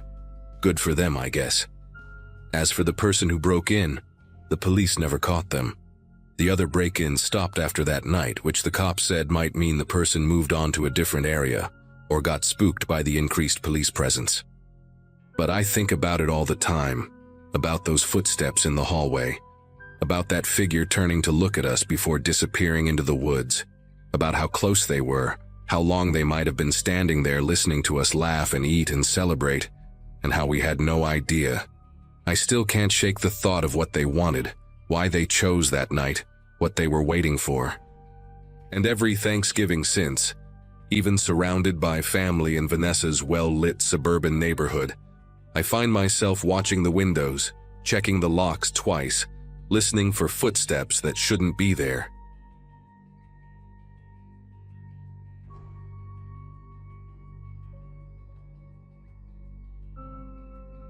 A first Thanksgiving in my own place had felt like some sort of milestone, so the day started earlier than usual, with me buzzing around the kitchen trying to prove I could host without burning anything.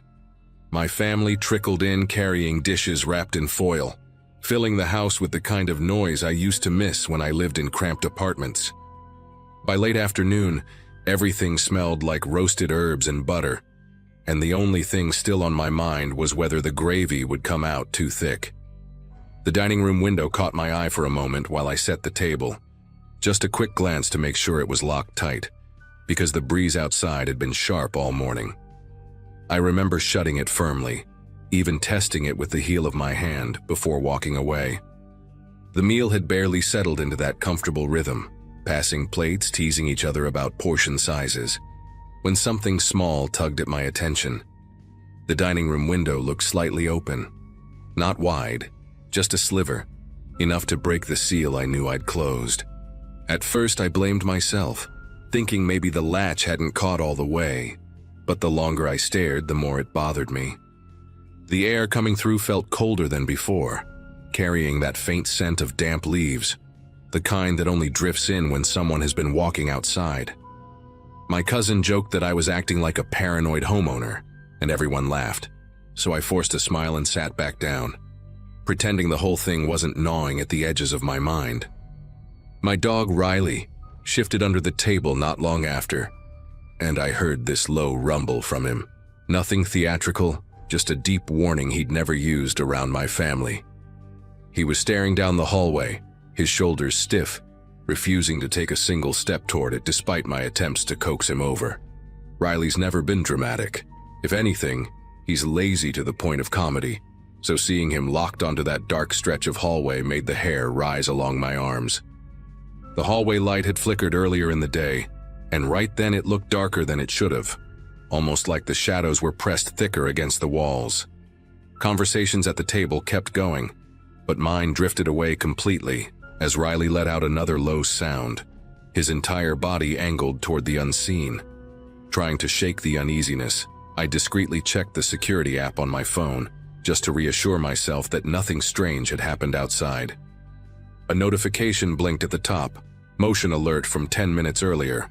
My thumb tapped it before I even thought about what I was doing. The clip loaded slowly, frame by frame, until a blurry shape appeared near the kitchen doorway. Someone crouched just inside, arms drawn tight to their chest, head lowered like they were listening for movement. The figure was angled toward the dining room, toward us. My breath caught somewhere deep, trapped, as I scanned the room filled with my family, laughing, eating, completely unaware that someone else had already slipped inside. And if the alert was from 10 minutes ago, that meant they hadn't left. I kept my expression as neutral as possible, though my mind was spinning so fast it felt like the room tilted a little. Every sound around me, the clinking forks, the chair legs scraping lightly against the floor, my aunt laughing at some half-told story, suddenly felt too loud, too exposed. Riley pressed himself against my leg, still locked on the hallway, and that's when it struck me that the kitchen doorway, the one from the video, sat only a few steps from where everyone was sitting. I couldn't warn them without risking panic, and I had no idea where the person in the video had gone. The thought that they might be standing just out of sight, listening to everything, made my pulse beat so sharply in my ears that I could barely make out what anyone was saying. I excused myself as casually as I could, pretending I needed to check on the rolls in the oven.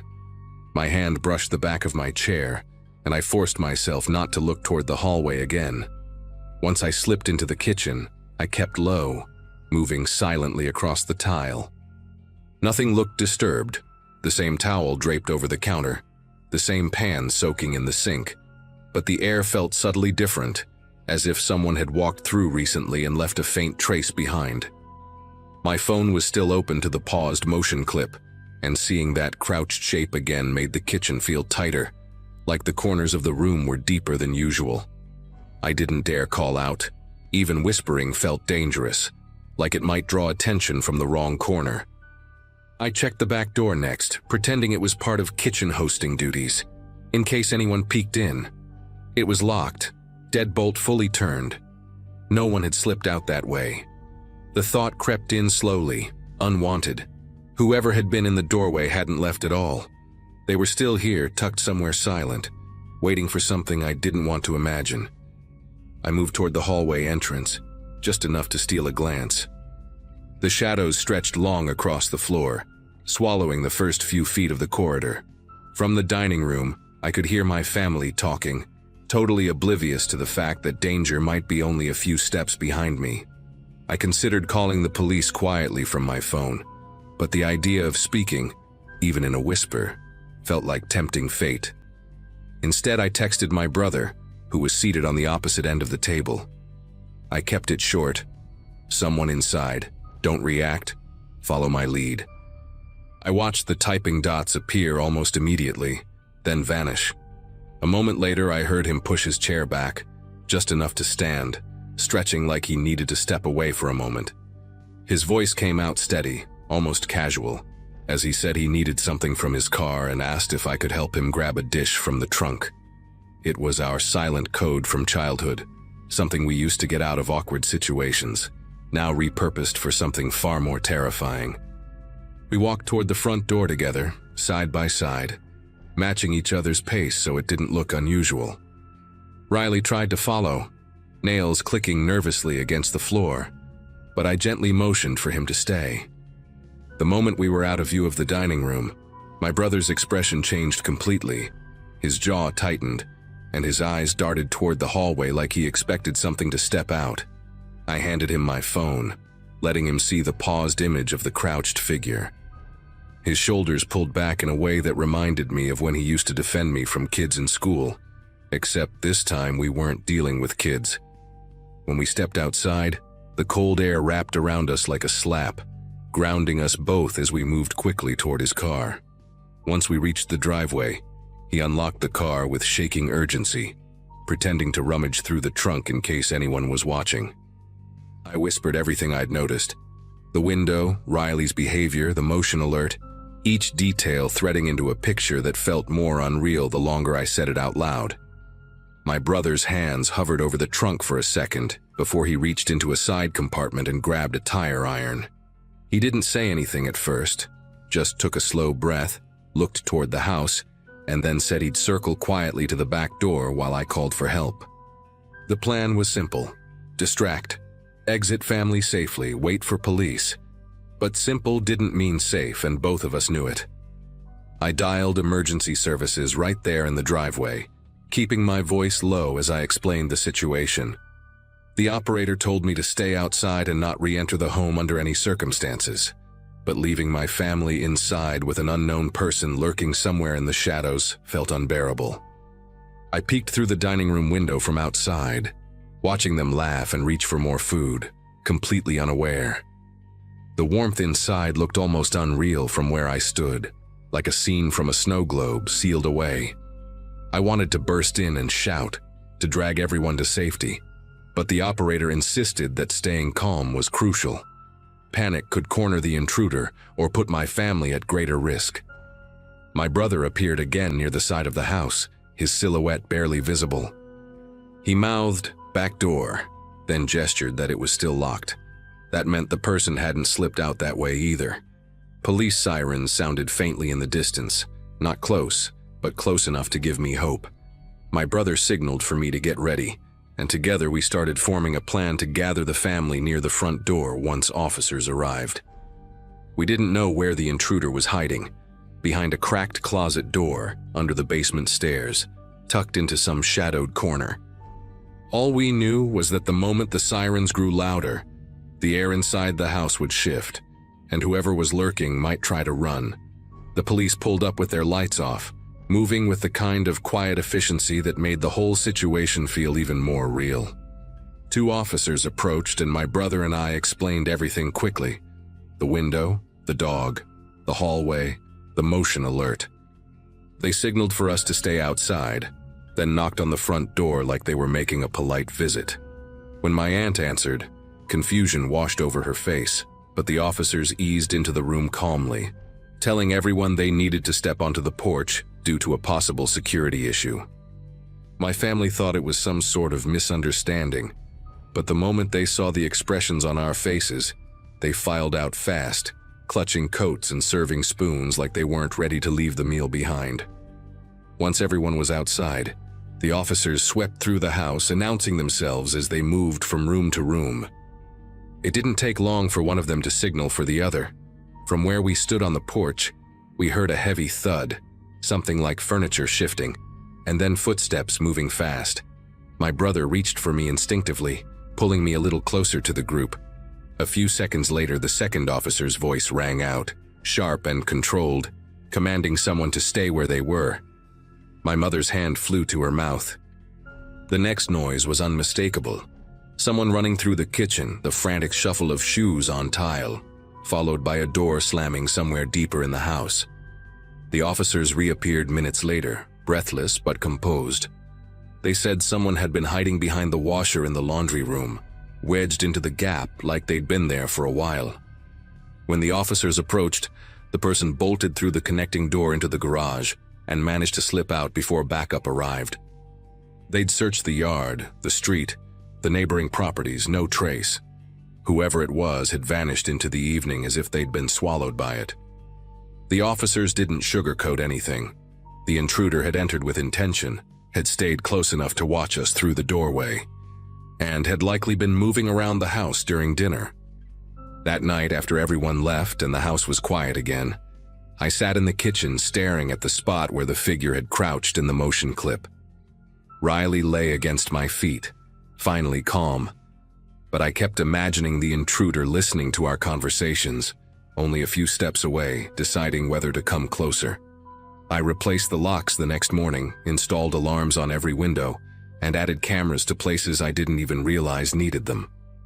But even now, I still think about that 10-minute gap, how all of us were eating, laughing, celebrating, completely unaware that someone had already slipped inside and chosen not to reveal themselves. Nothing else ever happened in the house after that, and maybe that's the only thing that lets me sleep.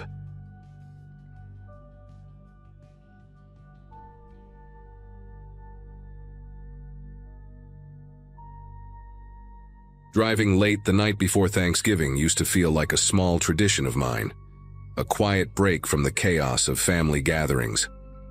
That year, work had kept me later than expected, so I ended up crossing miles of empty highway with only a thermos of stale coffee and an old playlist keeping me company. The road looked almost abandoned, with those long, dark stretches where the headlights seemed to carve out their own little world. I remember thinking it was one of those rare nights where the silence felt heavier than usual.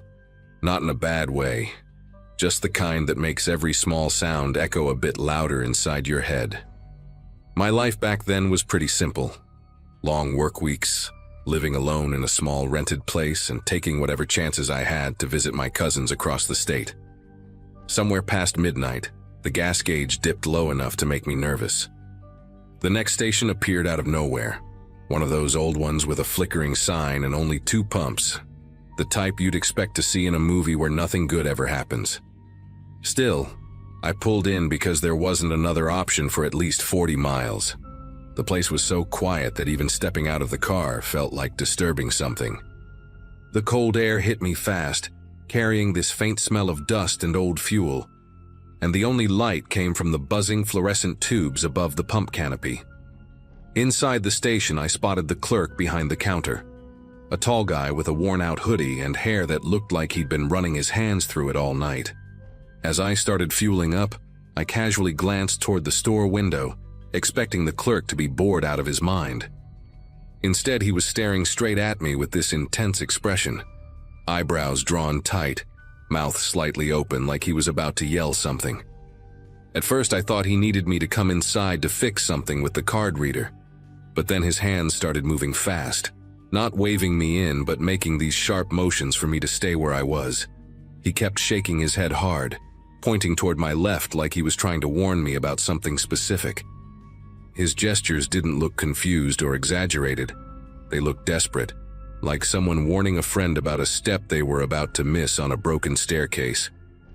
I followed the direction of his pointing, turning slowly because my brain wasn't catching up to whatever he already knew.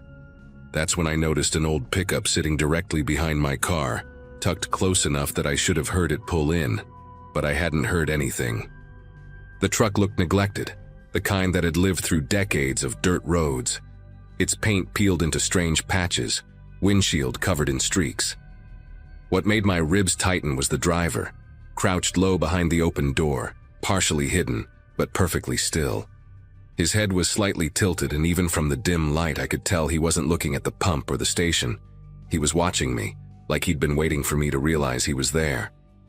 My first instinct was to pretend I hadn't seen him, though my pulse felt like it was tapping at my ribs in short, uneven hits. I tried to shift my weight casually, reaching for the pump handle like everything was fine, but my mind kept replaying the stillness of that guy behind the truck door. He wasn't fumbling with anything or looking around. He was set on me, like he was waiting to see what choice I would make. When I glanced back toward the clerk, the guy inside was practically leaning over the counter now, waving again with these sharp motions that meant only one thing: get back in the car, now. That urgency finally anchored me enough to act without thinking. I pulled the nozzle out so fast a bit of gas splashed onto the pavement, and I didn't bother putting the pump back properly. The metallic click echoed way too loud in the still night as I slammed the gas cap shut. Every step toward my door felt way longer than it should have, like the gravel under my shoes was dragging me down. I didn't want to look at the pickup again, but curiosity got the better of me for a split second. The man behind the door hadn't changed position, not a twitch, not a shift, just that angled stare locked on me. It felt like he was trying to predict exactly when I'd reach the door handle. Once I got inside the car, I didn't waste a second. I locked the doors, jammed the keys into the ignition, and the engine sputtered before catching loud enough to crack the quiet around the station. As the headlights washed over the lot, I finally saw something I hadn't noticed before. The pickup had no license plates, front or back, just empty brackets where they should have been. That detail sent a jolt through me, not the kind that makes you panic instantly, but the kind that rearranges your priorities in an instant. There was no scenario where someone crouching behind a plateless truck in a deserted station meant anything good. I backed out too quickly, tires skidding a little on the loose gravel, and swung onto the road faster than I usually would. The darkness swallowed the station behind me, and for a moment I thought maybe I'd left the whole thing behind. But when I glanced at the rearview mirror, a pair of dim headlights rolled out from the station and settled into the lane behind me. The pickup stayed at a distance at first, almost like whoever was driving didn't want to make it too obvious. But the road was empty for miles, and having a truck with no plates trailing directly behind me at that hour made the whole stretch of highway feel smaller and smaller. I pushed the accelerator a little harder, not enough to look suspicious, but enough to put some space between us. The highway stretched ahead in a long ribbon of darkness, broken only by the reflective posts along the shoulder. Every time I checked the mirror, the pickup stayed right there, never gaining, never fading back, just holding position like it was tethered to me. I started scanning the sides of the road for any other signs of life, another car, a rest area, anything at all. But the world outside felt emptied out, as though the night had carved away everything except the two of us. The longer it stayed behind me, the more certain I became that this wasn't some coincidence. After a few miles, the pickup inched closer, just slightly, but enough that the headlights filled more of the mirror. I could make out the cracked grille, the mismatched headlights, one dimmer than the other. Whoever was inside wasn't trying to pass me or fall back. They were studying my speed, matching every move. I switched lanes once just to test a theory. The pickup drifted over immediately. That cemented it for me. This person had followed me deliberately, and whatever they wanted, it wasn't going to happen on an empty stretch of highway where no one could hear a thing. My throat felt tight as I tried to think of options with miles of darkness on either side. Up ahead, I spotted a small exit with a sign for a local campground, barely lit by a single spotlight that hummed against the night. I didn't know the area at all, but I knew one thing. If I kept driving straight, the truck would have every advantage. So at the last second, I flicked my blinker on and took the exit. The pickup hesitated, just a beat, but that hesitation told me everything. Whoever was following me hadn't expected a sudden turn. I sped down the off-ramp toward a narrow road lined with tall pines and patches of gravel. For a few crucial moments, there was no one behind me. No headlights, no engine hum. Just the sound of my own breathing and the crunch of tires on uneven pavement. At the bottom of the hill, the road split into two directions. I picked the left at random, then killed my headlights and rolled slowly forward until I found a cluster of trees thick enough to hide the car from view. I sat completely still, listening. The night settled around me like a blanket, and for a long minute the world held its breath. Then, faintly, I heard the pickup roar down the road above, fast, frustrated, like whoever was driving had realized they'd lost me. The sound grew louder, then faded into the distance until I couldn't hear it anymore. I stayed tucked behind those trees for nearly an hour before heading back to the main highway through a different route. I never saw that truck again, and I still don't understand what that man wanted from me that night. But every year since then, the night before Thanksgiving has carried a memory I don't shake easily. One that reminds me how quickly an ordinary drive can turn into something you never forget.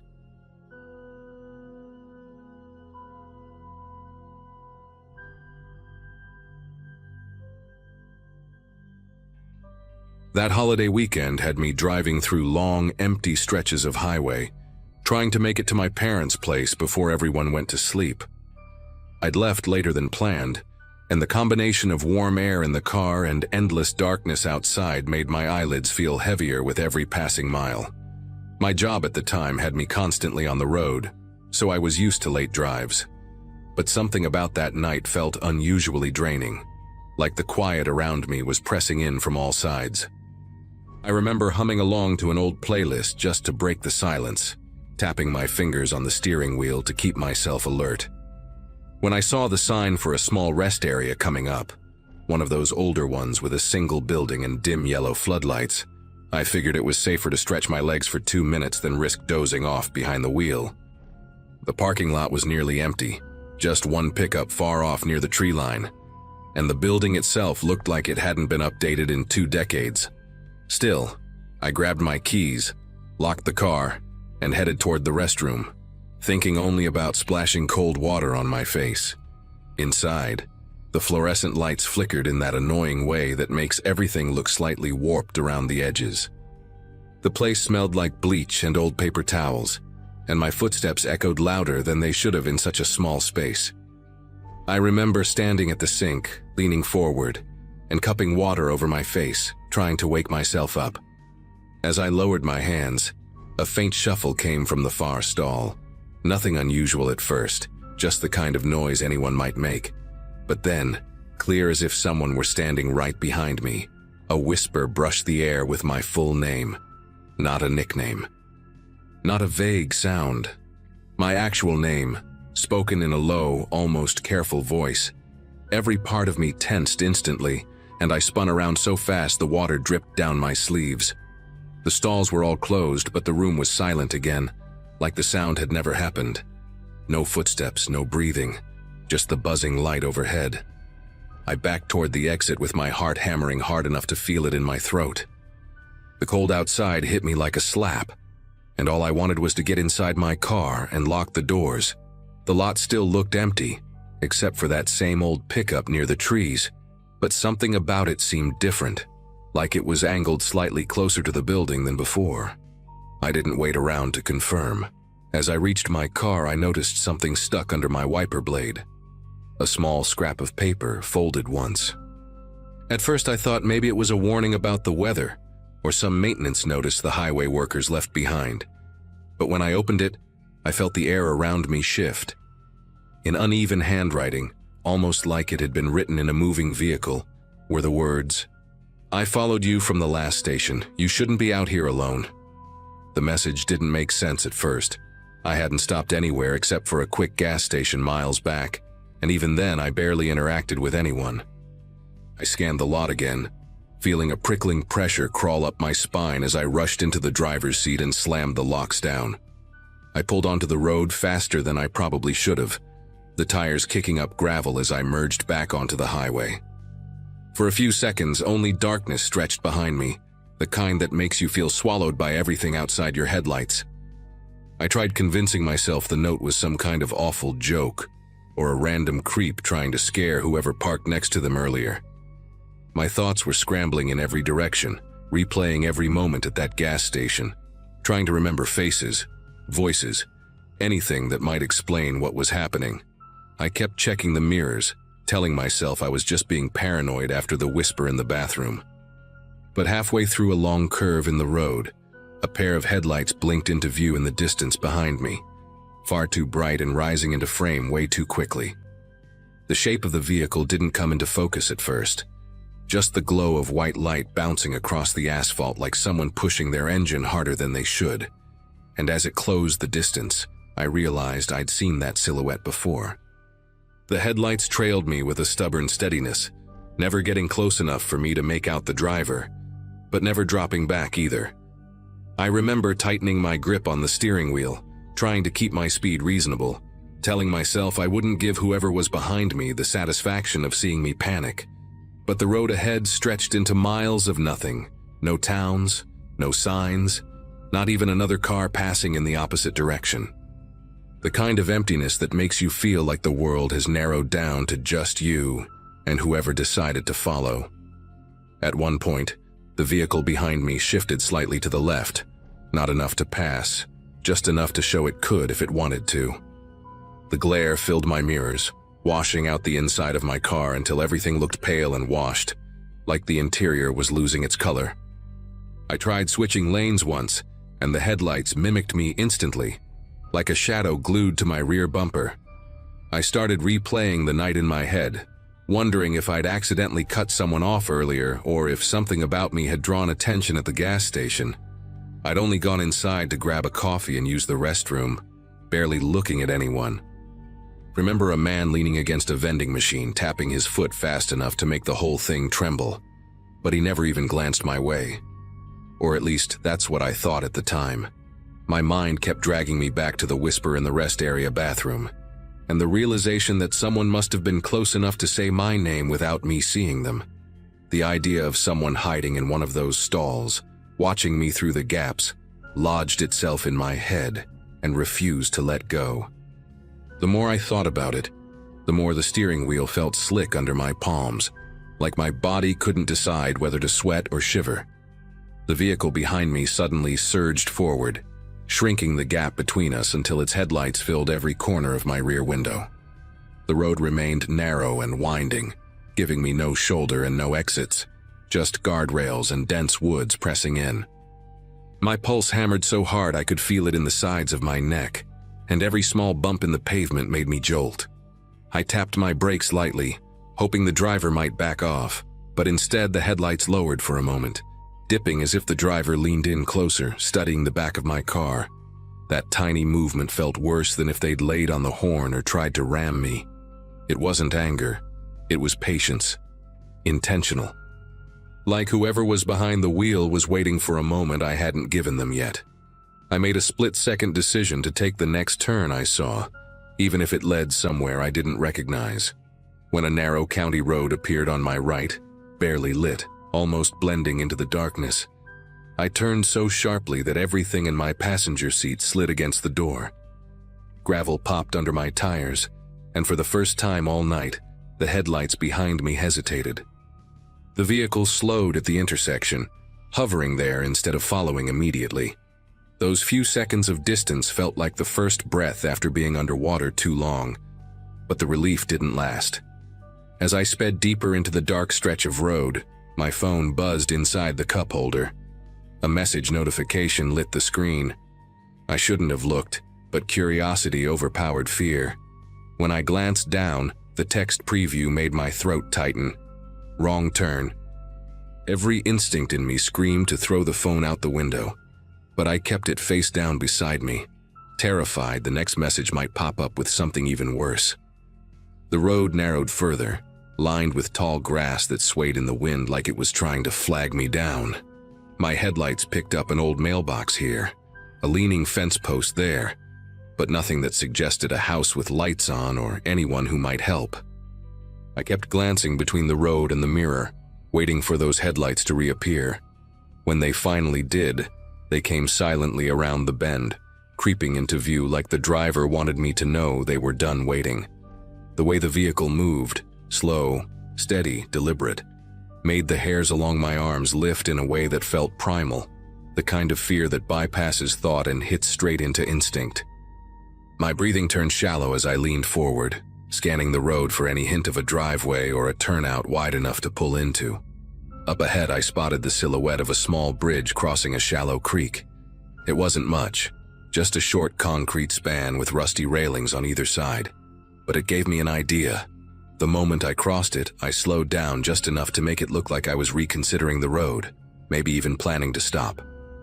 Behind me, the headlights grew closer again, the glow bouncing against the guardrails. I waited until the vehicle was nearly on me, then pressed the gas pedal to the floor. My car shot forward, engine whining as the bridge vanished in the rearview mirror. I wasn't trying to outrun them. I knew my little sedan didn't stand a chance against whatever bigger engine they had. I just needed enough distance to make the next part work. A few hundred yards ahead, the road curved left behind a cluster of overgrown bushes and a sloped ditch. Through the beam of my headlights, I spotted a narrow service path cutting into the brush, barely wide enough for my tires. I took the turn so sharply the seatbelt dug into my shoulder.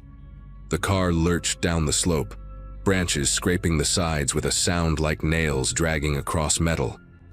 I killed the engine, shut off the lights, and lowered myself as far as I could in the seat, praying my car blended into the darkness. My heartbeat pulsed in my ears, drowning out everything else. Then I heard it, the low, slow hum of the other vehicle approaching the curve. The headlights washed faint light across the tops of the bushes, but didn't reveal the car itself yet. I clamped a hand over my mouth, afraid even my breathing might give me away. The vehicle slowed so much it sounded like it was crawling, the gravel crunching softly under its tires.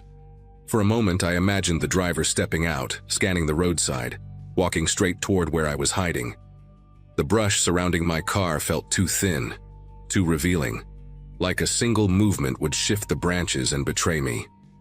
The headlights finally passed the curve, spilling across the empty road ahead before turning away completely. The engine rumble faded little by little until the night swallowed it.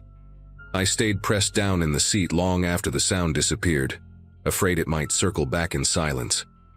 When I eventually sat up, my body felt stiff and uncooperative, like fear had turned every muscle into stone.